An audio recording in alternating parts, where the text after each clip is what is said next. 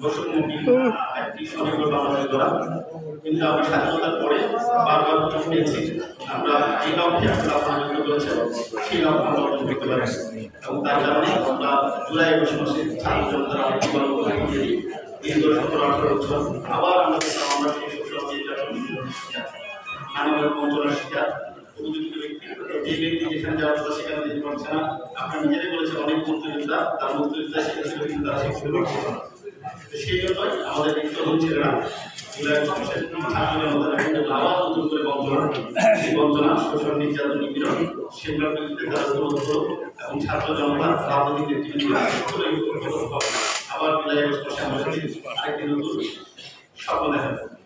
আপনারা যারা জীবন সায়নে চলে এসেছেন প্রবীণ এবং যারা আমাদের জুলাই ২১ মাসের নবীন, আমরা আশা করি এই নবীনটা আপনাদের দ্বারা একটু উজ্জীবিত হয়েছিল, আপনাদের দ্বারা উৎসাহিত হয়েছিল।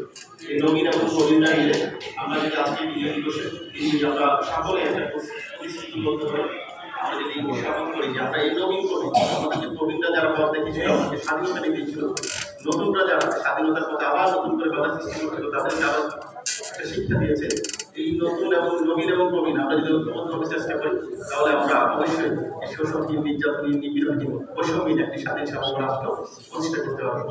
সেই স্বপ্নই আমরা দেখি। আপনারা যে স্বপ্ন দেখেছেন সেই স্বপ্ন একসময় কি বাস্তবায়িত হবে, হয়তো আপনারা অনেকে দেখে যাবেন, হয়তো আপনারা দেখে যাবেন। আমরা আপনাদের প্রতি গভীর শ্রদ্ধা নিবেদন করছি, আপনারা যারা আমাদের এখানে এসেছেন এবং যারা মৃত্যুবরণ করছে তাদের আত্মার মাগফিরাত কামনা করছি। এবং আমি জেলা প্রশাসন এবং উপজেলা প্রশাসন আমাদের যে অফিসগুলো আছে, আমরা জেলা প্রশাসনের পক্ষ থেকে আমাদের বিশেষ করে বীর মুক্তিযোদ্ধাদের প্রতি একটি প্রতিজ্ঞাই করতে চাই।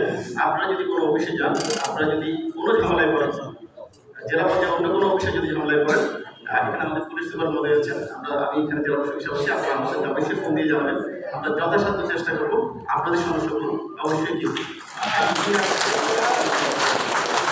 আমি এটা কথা দিচ্ছি না, আমি শুধু মুখে বলছি না, আমি কাজেও আপনাদেরকে দেখাবো। যদি বিধিবদ্ধভাবে, আইনগতভাবে আপনাদের যদি কোনো সমস্যা থেকে থাকে, সেই সমস্যাগুলোকে আমাদেরকে উপস্থাপন করবো, আমরা অবশ্যই সেগুলো সমাধান করার চেষ্টা করবো। আর আরেকটি বিষয়, আমাদের আজকের যে প্রোগ্রামটা যদি আমরা জেলা প্রশাসন আয়োজন করে থাকি, আমাদের বীর মুক্তিযোদ্ধাদেরকে আমরা অসম্ভব সম্মান করি। আমরা কিন্তু কেউ ১৯৭১ সালে জন্মগ্রহণ করিনি, আমরা যারা এই অনুষ্ঠান আয়োজনের সাথে যুক্ত থাকি, মূলত অনুষ্ঠানটা আপনাদেরই নেতৃস্থানীয় ব্যক্তিবর্গ দিয়েই আমরা এটা আয়োজন করার চেষ্টা করি। আমাদের এখানে আমাদের বিদেশে এরকম ৬-৭ জন, তো ওদের সাথে আলাপ করে আমরা অনুষ্ঠানগুলো করি এবং আমাদের কাজ আমরা আমাদের এই অনুষ্ঠানটা মূলত আমরা আমাদের সাথে করে তুলি।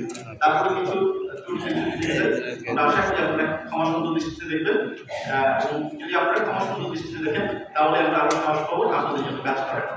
আমি আর কথা বলাচ্ছি না।